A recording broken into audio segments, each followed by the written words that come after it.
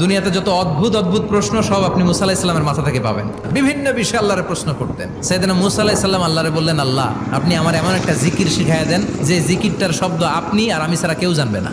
দিনে রাতে সব সময় এই জিকির আমি করব, আপনারে ডাকবো, কিন্তু শর্ত হলো এই জিকিরটা জানবে শুধু আপনি আর জানবো শুধু আমি। আল্লাহ বললেন, মুসা পড়ো লা ইলাহা।